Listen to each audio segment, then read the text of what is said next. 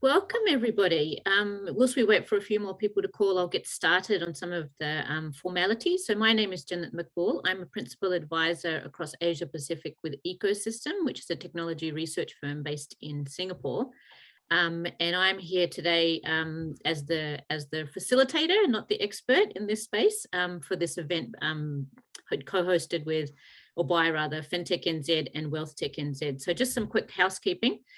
This is set up as a meeting, so we ask you everybody to please remain on mute. You can have your cameras on if you like, and the speakers that are speaking at the time will actually be highlighted. But if you have your screen set up properly, you should be able to easily find who's speaking.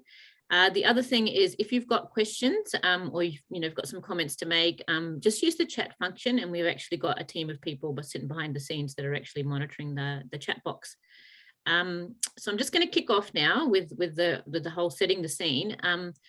So everybody's seen the promo, the brief in the event listing, but I just thought I'd sort of go over it again. So funding options across the technology sector in New Zealand are increasing in terms of what's available, who's actually providing that support and that opportunity, and how it actually works even. And so they range from all the way from angel investment to being able to list on the stock exchange, the New Zealand Stock Exchange, as well as the Australian, interestingly.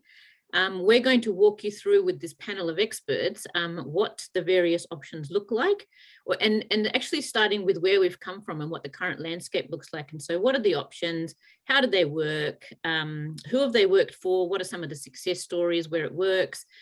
What are some of the challenges, some of the quite finer points that people, you need to keep in mind. And obviously this group will have a huge amount of insight that I'm sure you're all gathered here today to basically digest. The session is being recorded. You will have seen a message come up on your screen. And so the recording will be available, I think, at a later time. So as I said, you're not here to hear me, but I will now pass over to the panelists, who will actually, each of them will make a 2-minute opening statement each before we fire into the quick Q&A session. So if you want to take it away, Nina. Hi everybody, great to see so many people joining us online. So I'm Nina Lievre, I'm the CEO of Enterprise Angels. So we're predominantly an angel network, but we're also a fund and nominee manager. We're right at the start of a journey of a company that's raising capital.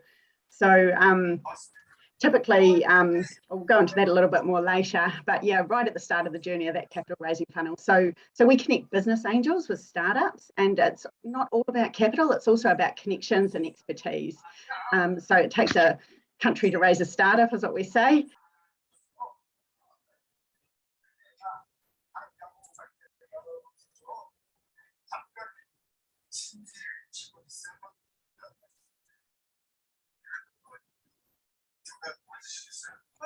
Nina, you're just on mute. Sorry, can you hear? Rookie mistake. Sorry about that, everyone. Right, so I'm Nina Lievre, CEO of Enterprise Angels.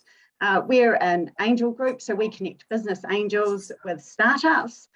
We've got a professional staff that help take the companies through that process and make sure they get what they need in a pretty good time frame. We also manage funds, early stage funds, and a nominee to help facilitate those investments. And we invest in New Zealand companies with really ambitious founders.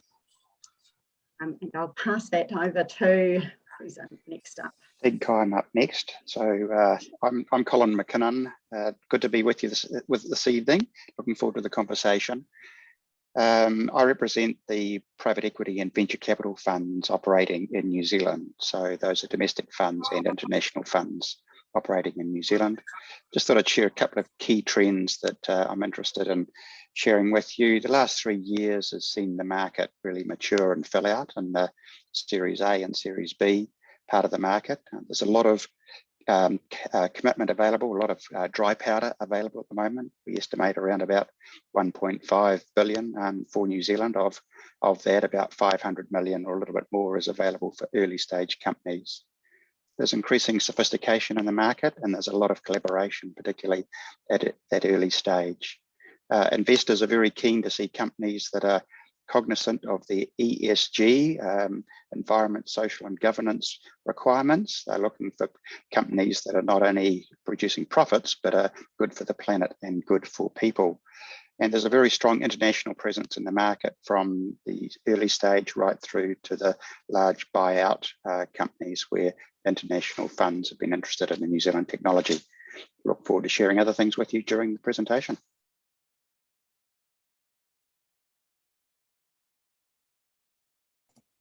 Sorry, Ross, Right. do you want to?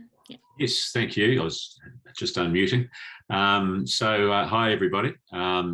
Looking forward to the next hour and a half or so. Very excited to hear Colin's opening statement about how much capital or dry powder was around in the marketplace and how much was there for early stage companies. So I'm the CEO of Syndex, and Syndex is a business that was set up to help private businesses raise capital and ultimately thrive and grow. So we work, I suppose, right across the business cycle. We've worked with Nina and the team at Enterprise Angels for a long time, for example, but we also still working with companies as they learn to engage with investors, and as they learn to sort of communicate effectively and to get into a state where they're ready for public listings. So I guess the distinguishing feature of us is that we do focus on private companies. We think that's a particularly exciting space in New Zealand and Australia, and it drives the New Zealand and Australian economy.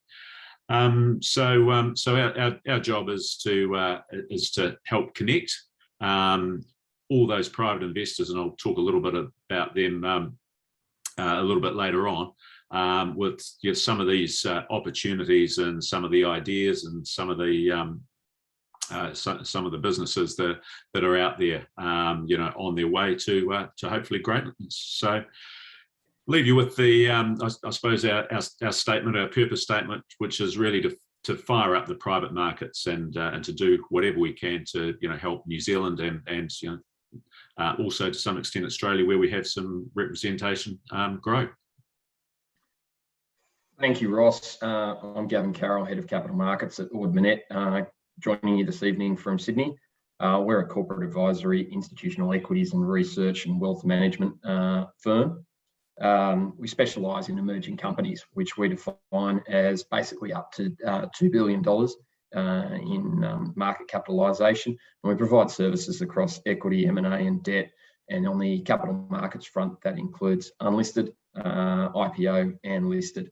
Personally, I specialise in the tech and fintech sectors, and you could see us as a potential continuum on the equity spectrum from where Nina, Ross and Colin participate. And we've been active in the New Zealand market, which we see as an increasingly important and relevant part of the Australian market, with and I'm probably acting on 5 or 6 transactions in the last year alone. And New Zealand is very much becoming more front and centre for Australian institutional investors.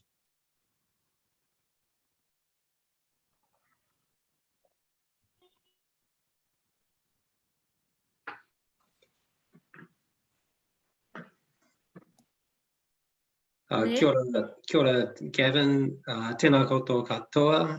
I'm Blair Harrison, and I am from the ASX. I returned home to New Zealand in June 2019 to open the ASX office here in New Zealand. So I represent the other exchange that is in New Zealand, and the companies that are on the ASX, as well as discussions with companies looking to become listed companies, as well as investors alike. I look forward to explaining more about that throughout the session. Thank you. And thank you also to ASX, our sponsors for the event, alongside the hosts FinTech NZ and WealthTech NZ. Just going to now kick off. Colin, you talked about, you've actually talked a little bit about sort of what's going on and what you've seen over the last few years, but I wondered if you could comment on the statement that you made around the not in the same words, but around the focus on people and planet, and so that sort of increase in applications in Series A, Series B rounds, and what that looks like for people and planet, but also just generally, if you've got any other comments to add around your insights from the last few years. Yeah, thanks. So thanks, Jannat. I'd start with just reflecting on what's happened in particularly the early stage market over the last couple of years. It wasn't that long ago that the commentary was around the lack of venture capital, particularly at Series A and Series B stage. And that was definitely true. But in the last 2 years, particularly, there's been a number of funds and a strong impetus in that area. So there's now a number of funds that are investing in that Series A, Series B space, and the gap is kind of filled up. But the system is dynamic, right? And so a couple of years ago, the angels were banding together to be able to do follow-on rounds for larger and larger amounts. And now we've got formal funds, venture funds, that are now probably doing those transactions, but they're also looking earlier and earlier for some seed rounds in order to get pipeline of opportunities. So the whole ecosystem around early stage has really matured, and that's very exciting. We're seeing new funds, larger funds. We're seeing lots of collaboration between universities, accelerators, angels, and funds. And the whole space has just got a vitality about it that's very, very exciting at the moment. On the ESG question, yeah, but it's an overall global thing, and it's driven at two ends. One, it's driven from consumers that want to buy goods from companies that are well behaved and doing good things. But it's also driven by investors like ACC and NZ Super and others like that, who are looking to place their money with fund managers and into companies that also are good citizens and doing something for the people and planet.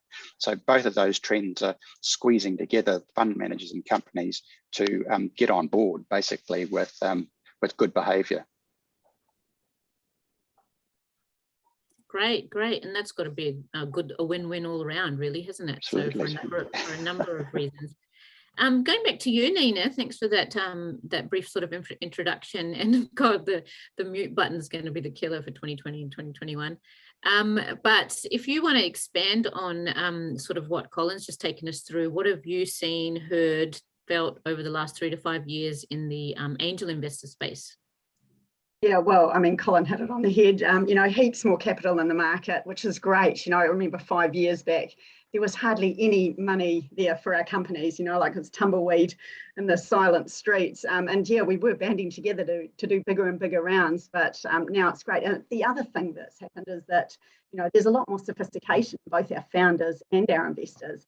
Now, I know that at Enterprise Angels, since we started our journey in 2008, we have learned a hell of a lot. We've actually made about 60% of our investment in the last 5 years, and it's been quite different through that journey there. The other thing is deals are moving really fast, when there's a lot of capital around. So if you're not on your game, you're going to miss out.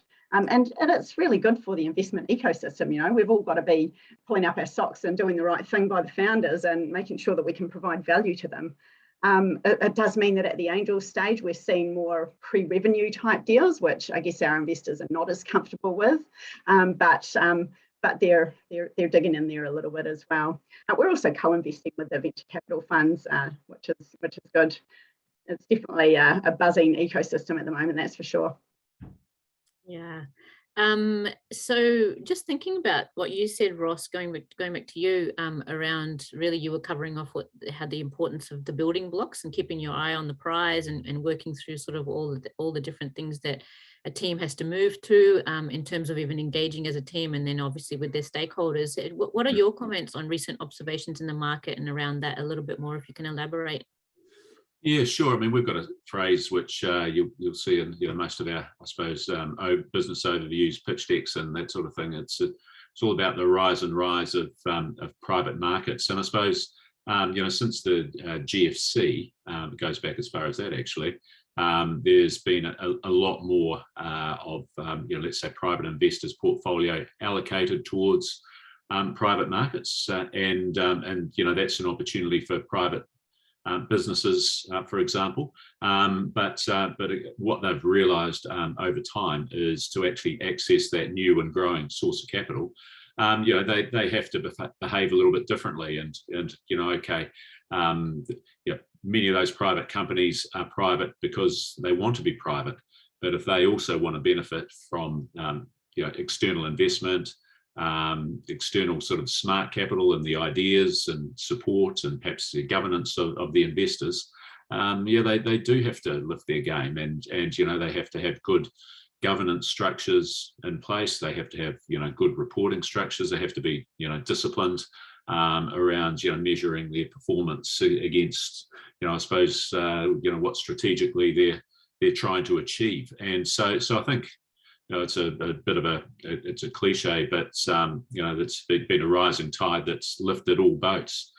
And I suppose what we've seen just over the last couple of years, some of the specific dynamics. I mean, we're in still a very low interest rate environment, and so a lot of investors are looking for different ways to increase their returns, to sort of grow their wealth, and so we've seen a huge increase in both what has been called democratized investment. A lot of platforms, and we think we're one of them that help people invest in a democratized way and invest directly, based on getting sort of good information that helps make decisions.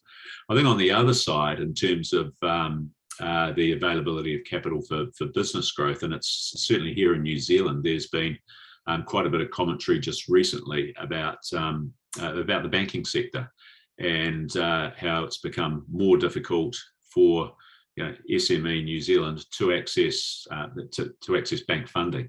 And I suppose what we've started to see, particularly over the last 12 months, I think, is that the private investors stepping up to fill that gap, and that's a sort of new dynamic, I think, for New Zealand, which has probably been about offshore and Europe and the United States, but it's certainly a new thing in this part of the market. You're on mute, Jen. Kevin, you commented on basically that New Zealand company startups and our innovation being in the spotlight in terms of Australian investors, which gets me to my next question.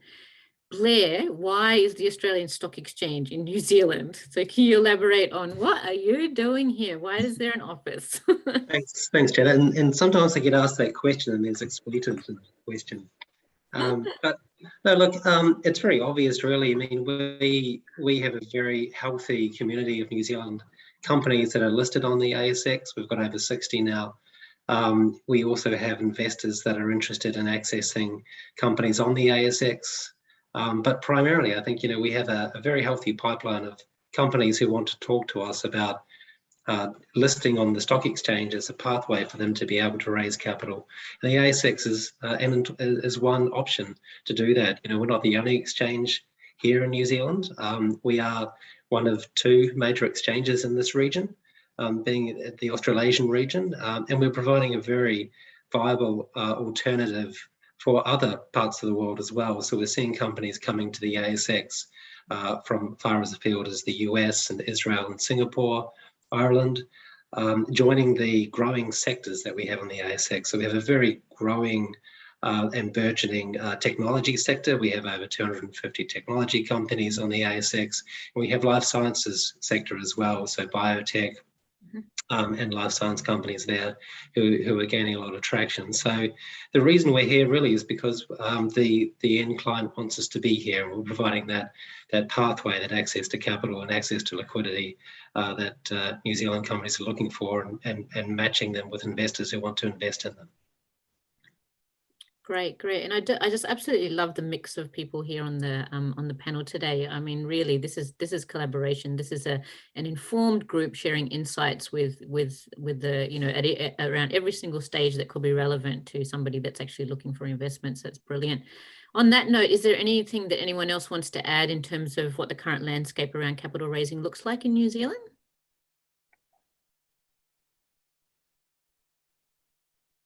Great. Well, I think we've covered it. So back to you, Nina. I'd be interested actually myself to know, and I'm sure that the listeners are as well.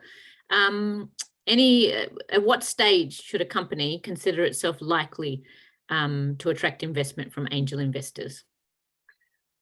So the classic stage that we will invest in companies is when they've got early revenue. So this is they're selling their product or their services beyond their friends and family. So that's the real classic stage. You know, we do invest earlier and later, but yeah, I think it's about 66% of the number of deals we do is at that little sweet spot there. Yeah, it's always good to get in touch earlier as well, because we do have, we've got about 200 members. So if we can connect someone, connect a founder with one of our members, and they can help guide them along the journey, and, you know, some early mistakes can kind of compound themselves over time. So it's quite good to reach out early and find out, you know, where we might fit in. We also invest at later stage as well, and that's typically when we're co-investing with other groups or our portfolio companies. And I think that's important there, isn't it? Because it's that understanding in the market in terms of where and what, and so it's not necessarily a straightforward approach as well. So, which is another reason why a session like this is quite good. What about Ross, Syndex?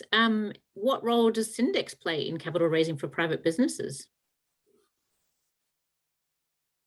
Yeah, so I mean, our primary role, you know, we think is connection. I mean, the platform attracts a database of, you know, around about 2,500 investors at the moment, and growing, and they're investors that are sort of very clearly interested in private businesses and supporting private businesses. And the interesting thing is that that they do look right across the spectrum. I mean, as I said before, they'll look at angel type investment opportunities. They'll look at some very mature type of investments. I mean, you know, for example, there's a lot of land-based and property-based investment opportunities on the platform, and you'll be surprised, or you might be surprised to know that some of the investors who, you know, you would see and think that had a very conservative, let's say, risk profile, will also be, you know, very interested and very supportive of startup businesses. So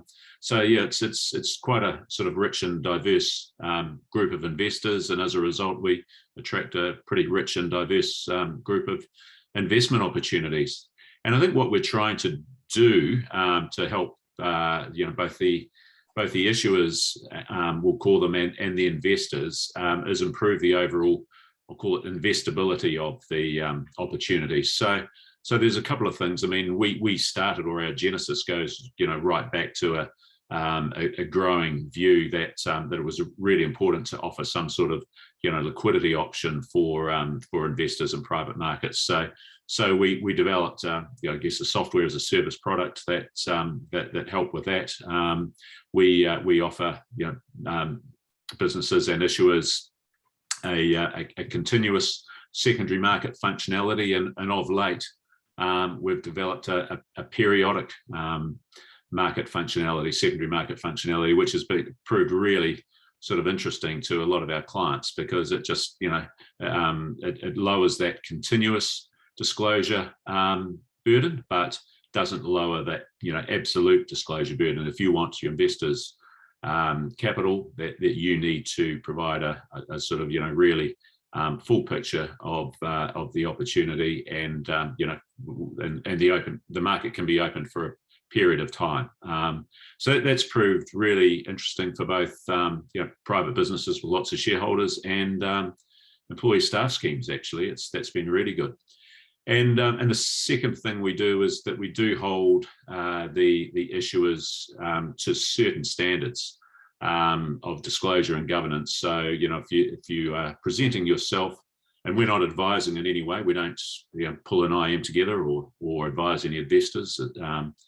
But if you do want to use the platform, there are certain standards of disclosure and governance which you have to demonstrate. And it's just, look, it's the key to your success. If you don't have a good quality offering, it's just competition for capital, and you won't get there. So that's the other thing that we do. And you know, we work very much in partnerships of you know, right across the spectrum. As I said, Enterprise Angels have been worked with for a long time, but we like to work with partners and partnerships that go right through to listing, as we said. Yeah, and Nina's just put a comment actually in the chat. That's great. Like approximately 65 companies now are managed by enterprise angels on that platform, and they'll be releasing shortly the investor portal. So that's great. You know, it's been a slow journey with We enterprise. love it. Good. I mean, just going back to the basics, like in the landscape and in the market, like IPO is a word that's floated around quite a lot. And I just wanted, Gavin, if you wanted to comment, also because I just feel like listening to the Australian accent again, what are critical long lead items to address for IPO success? Yes, certainly. Thanks for that, Jannat. And I think in answering this, obviously it's pretty easy to get your hands on a checklist of items. So I'll probably speak with a bit of detail to that and some of the things that wouldn't be on that list, and with a bit of colour around things that your typical legal firm providing a checklist would. I think one of the first things is the IPO is a distraction. And that's a distraction from running, in many cases, with an early stage technology company, a hyper-growth business. So we would say getting the management team in and established, including your CFO, your reporting team, so that they can function most efficiently, even when you are distracted by it, by the IPO and beyond. And then also investors do want to see that there is an ability to scale, and there is a additional team below the founders or the CEO that can broaden the breadth of domain expertise and execution. The other thing is also the board. Yes, you can constitute a board relatively quickly, but it's the quality and the working relationship and the social aspects that how do they you want them to know your business well. You want them to have been in the trenches with you for a number of hurdles or a number of key strategic decision points, so that you can see how the wisdom of their counsel and how you work on a social level with them, so that they can be true mentors and advisors on your path to an IPO. Also, getting down to more mundane, getting your audits done before you move into the IPO window, essentially. They can be enormously distracting, and for the CFO and the management team. So those items that can be front-ended can remove a lot of stress and distraction later on when you're actually getting to execution. And then the final piece is, I'd say it's never too early to start with investor education, and that can be building up, and in a very passive way, but building up a database of investors that will be there not just for your current round, but for future rounds. And then you can demonstrate a track record of planning and execution, such that when you do come to see them for a potential round of capital, they can see that you've said, we will do A, B, and C. We've executed on A, now we're going to execute on B, C, and D, and then likewise. And they can see that what the capital will be used for, and that will obviously assist with the next round of raising, right up through to IPO, and indeed the process remains the same for the secondaries post-IPO. Great, God, that's I mean, if you think about sometimes startups and innovation, and you sort of think there's somebody with a number 8 wire and twisted it a certain way, and suddenly bang, there was a success story, or the electric fence. But actually, it's quite a team effort, and that build up of actual capability and that coalition of the willing, I guess, that needs to come along with you on the journey. In terms of readiness, though, Blair, if you want to sort of step in here, and also the question that's on many people's lips is, when do they list, and should they list on ASX or the NZS, the NASDAQ? Where? What are your thoughts on that? When and where? I think that's about 4 questions, but look, what I'd say is that for a start, it's never too early to start thinking about a listing as part of your capital plan. So as you heard Gav explaining, there's actually a lot to put in place before you become distracted by an IPO. And to be honest, on the ASX at least, you don't actually have to be a very large company to become a public company. And we see a lot of, for 100 years or so, the ASX has supported very small companies that have come to the exchange to raise finance for projects, lots around mining, lots around pharmaceuticals, and now, lots around technology companies that are small but with high growth prospects, not necessarily profitable, often just, churning back in their revenue into the business and growing the business. But at a stage where you want to start thinking about where you're going to become bigger than just sort of perhaps your domestic New Zealand business, or in fact, many of the businesses we see coming out of New Zealand don't really have a presence in terms of distribution or profile in New Zealand anyway. So they're already global companies. They're distributing globally. They have a platform that is accessible globally. So sometimes they're not even known in New Zealand, but they want to start accessing capital to enable growth. And it's at that point they can start about thinking about putting their pieces in place, so they can get to a stage where they can be a publicly listed company and have access to capital. They get access to capital through the public markets very, very quickly. So whether that capital raise might be to, they might execute on that to acquire a competitor or acquire another entity that they want to bring into their business, or they need it for another reason. It enables them to facilitate their growth in a very efficient way. That being said, you, as Gav says, you really want to have, all of those things in place. You want to have a good board in place. You want to be able to have audited financial statements in place.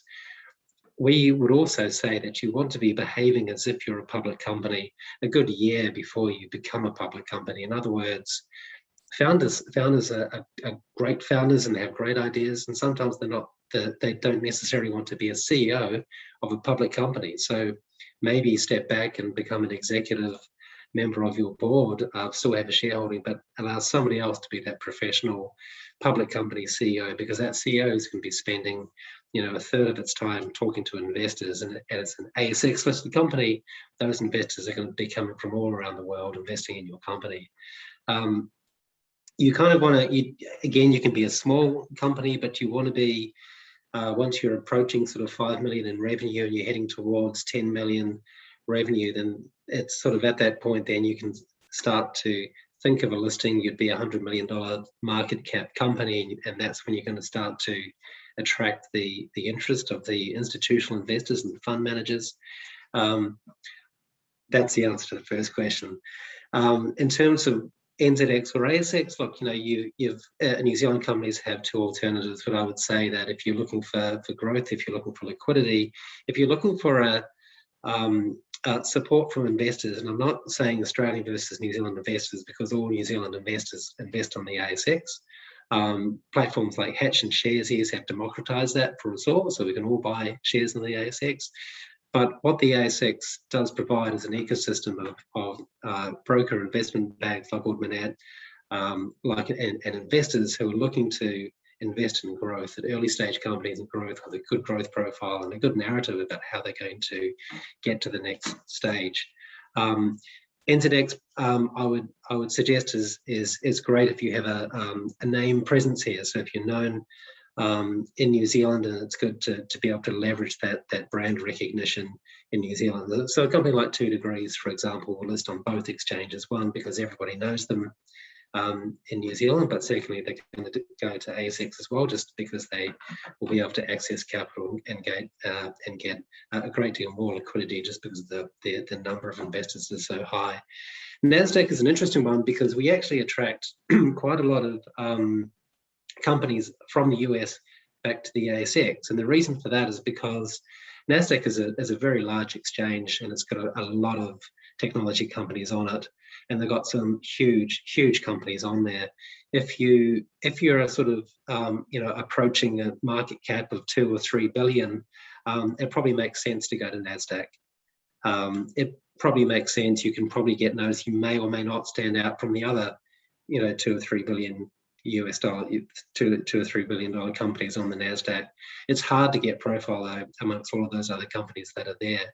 So what we see is we kind of see ourselves as providing a platform for companies that are smaller than $1 billion in market cap, companies that are sort of at that stage where they're going to be a $50 million company or a $100 million company growing to $1 billion company, and we provide a very easy platform for them to come and list on and access investors at a far cheaper rate too, a far more efficient rate too, given that, in order to be able to afford to be listed in the US, you need to be able to afford to all your compliance costs with Sarbanes-Oxley, obviously, Frank Dodds and other sort of regulations that hamper a listing in the US. So So I think, NASDAQ is there.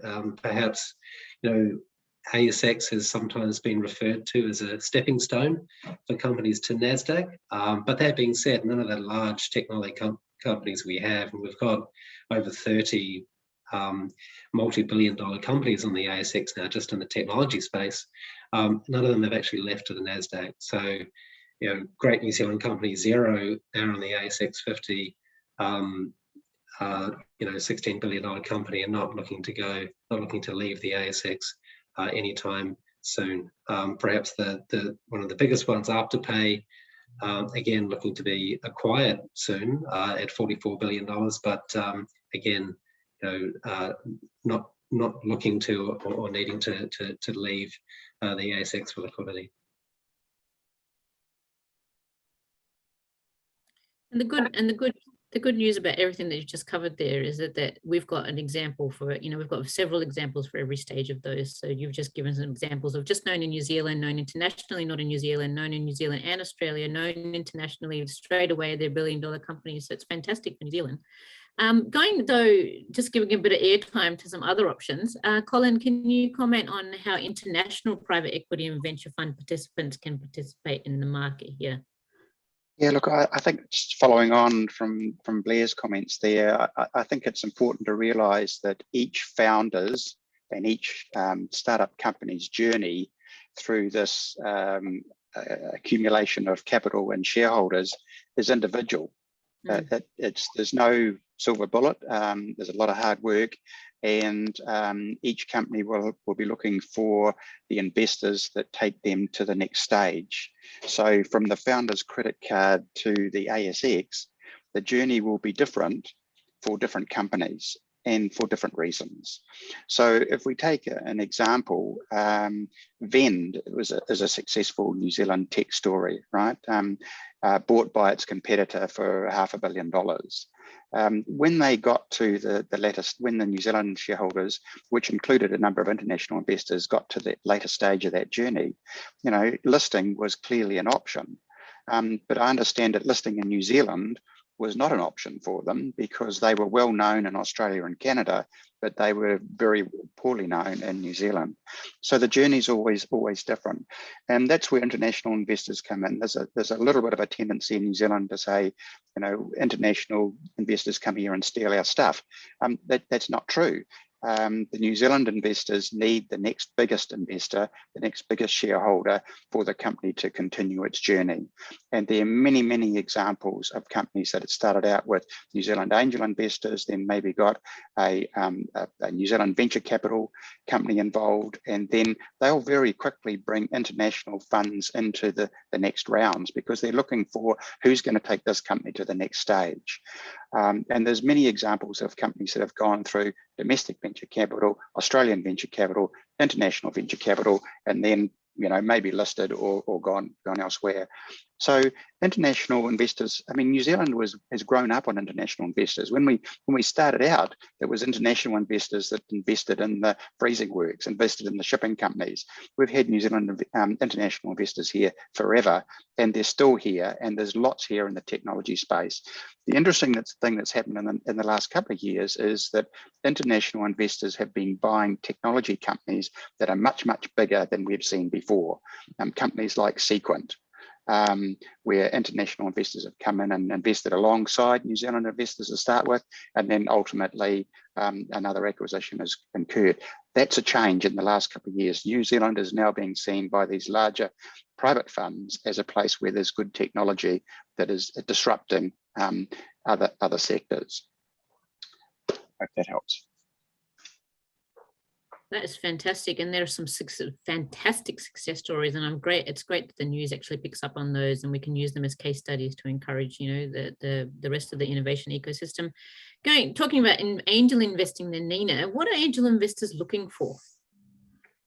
Now, probably the key thing would be the founders. We want capable and aspirational founders, and they need to be self-aware and coachable.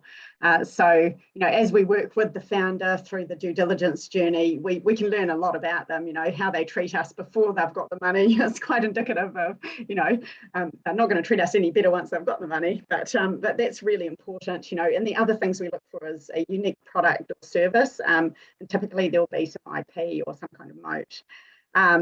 Potential to scale internationally, large addressable market. Yeah, so those are the key things we look for, and obviously dig into due diligence and other things, really important. And we're seeing a lot more awareness about it now in the capital strategy, and that they're thinking about who they're going to go to next for capital, what the company is going to look like, what are their milestones. That's really important at the moment. And a tidy house, just generally your financials, your IP, your governance, and so on, having that all sorted.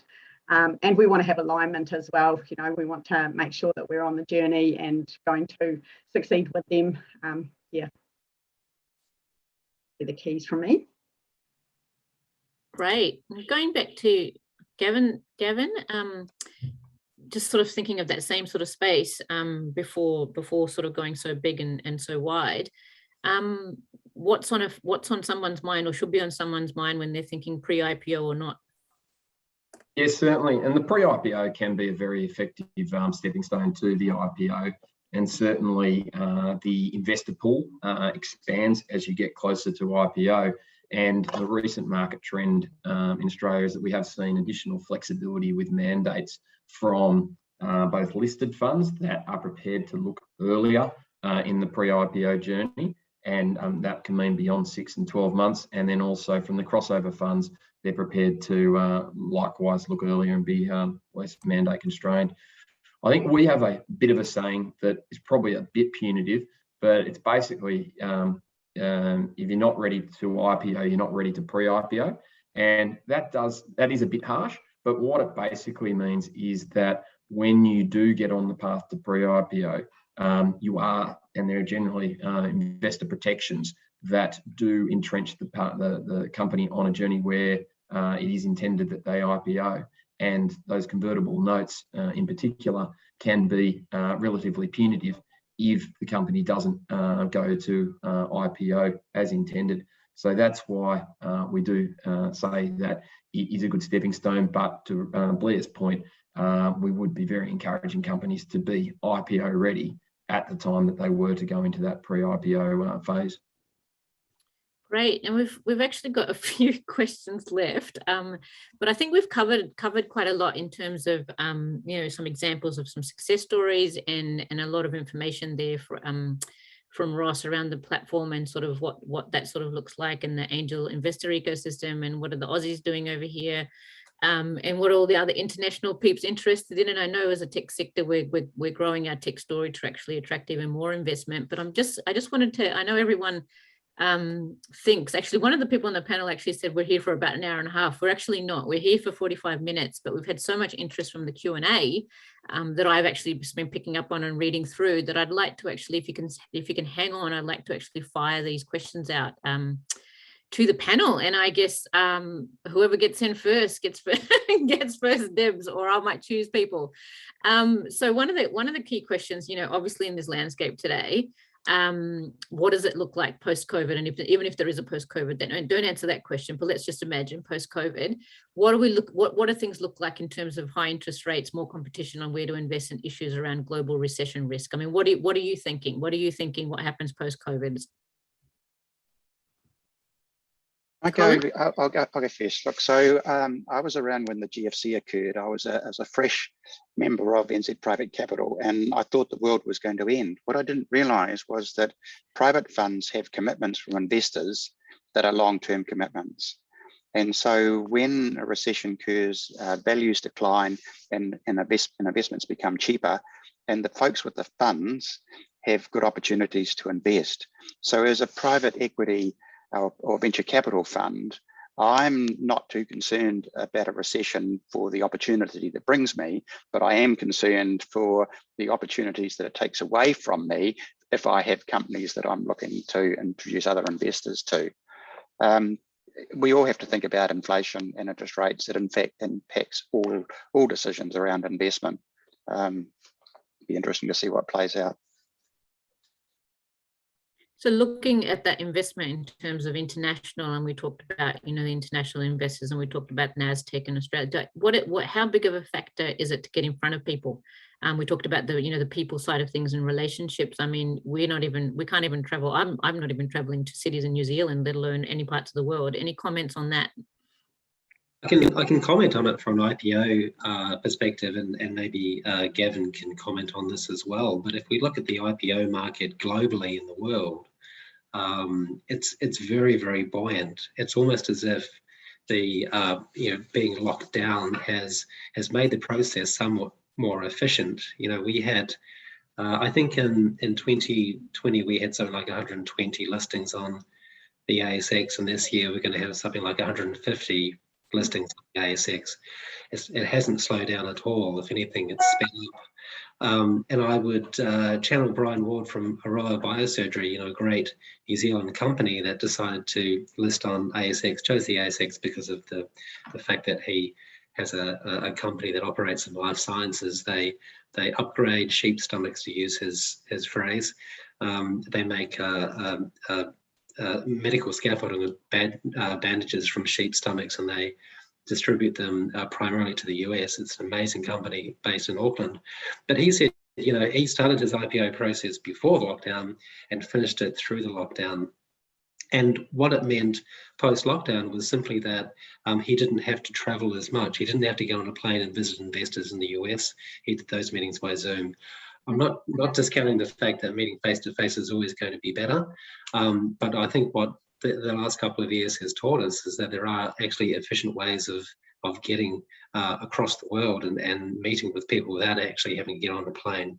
And that's fundamentally important for New Zealand companies who've been able to do that whilst remaining in New Zealand and looking after their businesses, not having to spend days and days on planes traveling to meet those investors. So I think from an IPO market, it's actually proven to be very efficient. Gavin, did you want to add anything to that?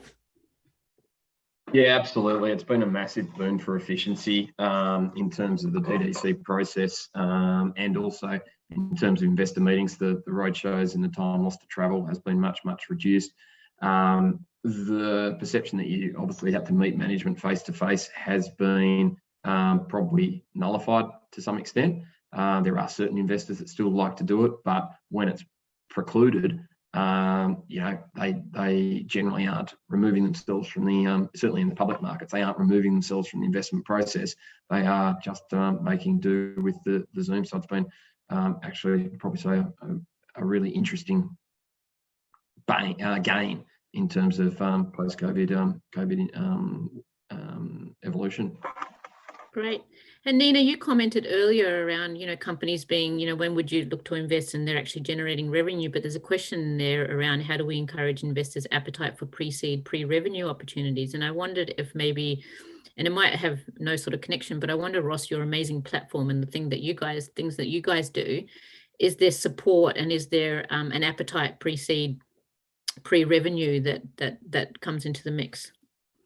Yeah, absolutely. There definitely is. And it's all about diversification. So if you can diversify and access it via a fund, but we're working on a few other different models, and Syndex is going to really help us with that, because obviously if you invest via a nominee and you've got, say, 20 investors and they're investing smaller amounts because it's higher risk, then you want to be able to manage that effectively. But we're looking at some different models on how we can make that work, and our next fund's going to have a carve out specifically for pre-revenue type stuff, right. Kind of like the VCs have a bit of a carve out for angel seed type stuff. So yeah, definitely diversify in that. Ross, do you want to add anything to that? Mute. Yeah, I'm fumbling here a bit with my fingers. I knew what I was trying to do. Yeah, look, I mean, it was interesting last year, certainly when we're all sitting at home, and a lot of the, I suppose, organisations that we'd been engaging with and saying, hey, look, Syndex is a really good proposition in terms of, communicating effectively with your investors, and supporting, the democratisation of investment and all those good things, that, the phone started ringing, and even having access to your own records. So certainly people started, thinking about doing business differently. And I think that's look, the example I'm going to talk about is not really a tech example, but I think, you know, that post-COVID type world, I mean, you know, some business models will change and will have to change. And the sort of thing I'm thinking about is, you know, with the logistical challenges of getting, you know, goods across the world, you know, that's going to be interesting for people, for example, who might import and who have, you know, relied on a very sort of efficient, particularly here in New Zealand, you know, we'll get the stuff here just in time. So we're not,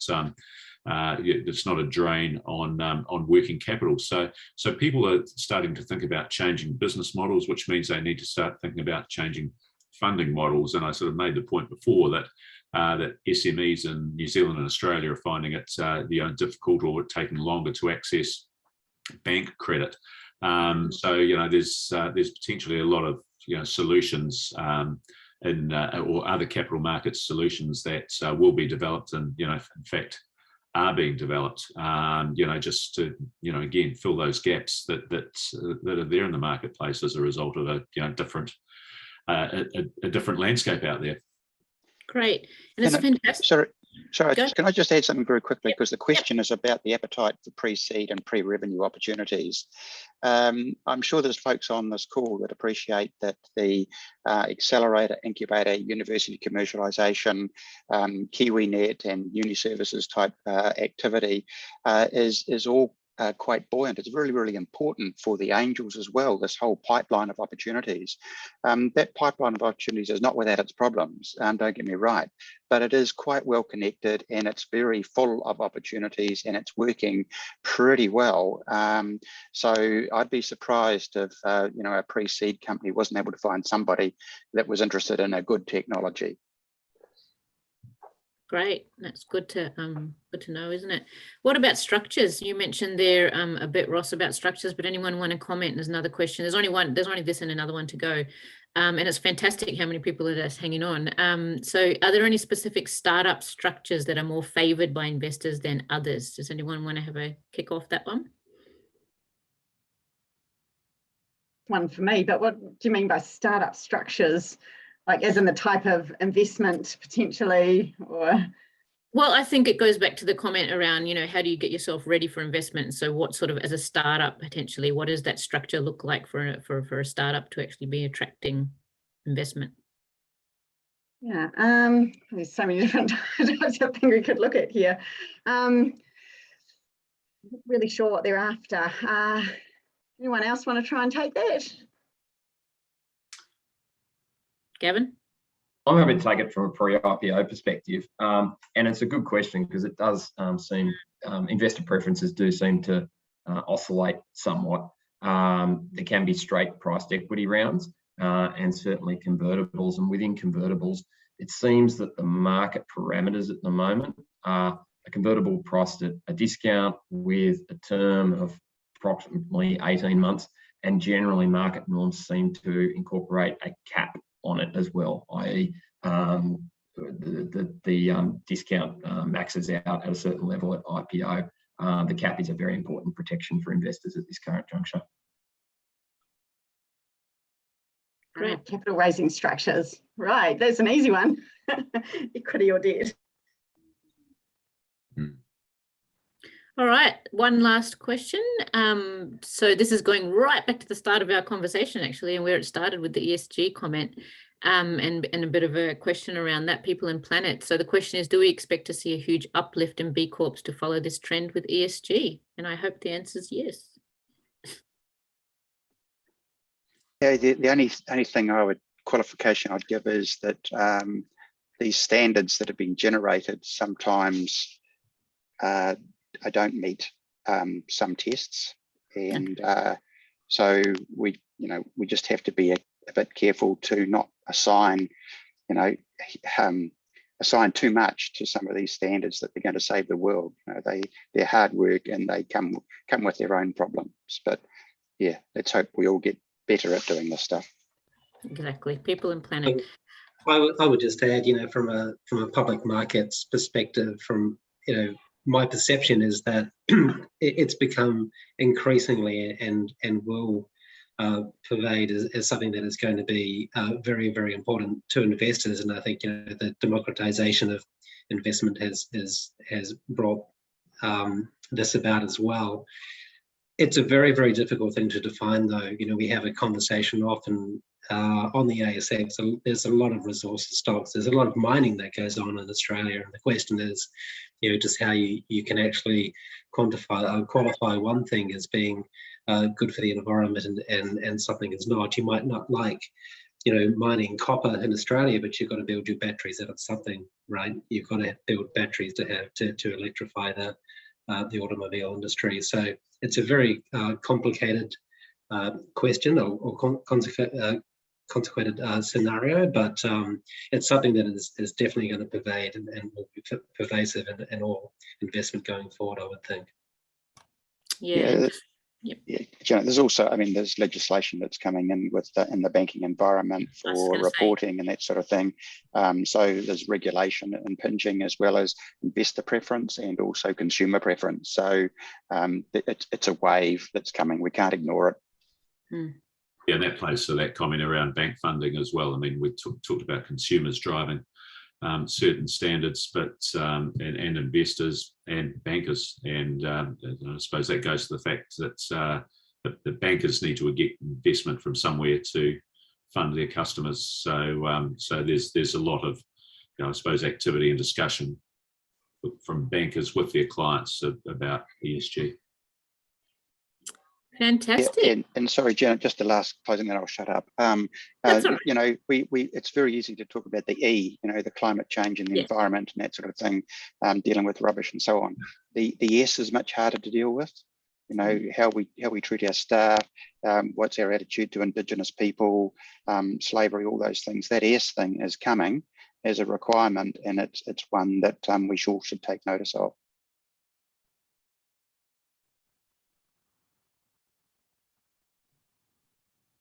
Just waiting in case anyone wants to say anything else now.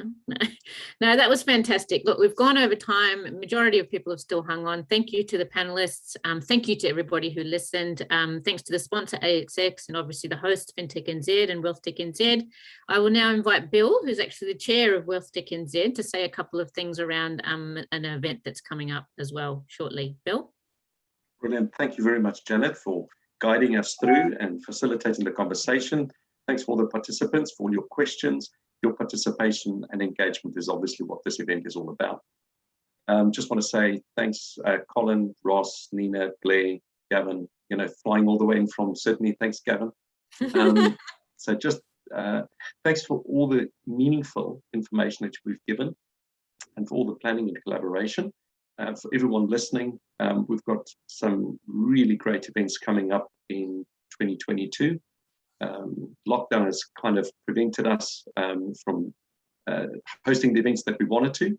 And I just wanted to highlight the one that was postponed, that was supposed to happen. We've got Minister Shaw going to give us some insights into the climate-related disclosures bill. It's going to be a fireside chat, so I think it'll be quite interesting for you guys to actually pose some questions even. So that would be a great one. That is fresh and live on the WealthTech site, so go and have a look. Register for it and look out for all the other announcements coming through. And thank you very much once again for your participation, and look forward to the next one.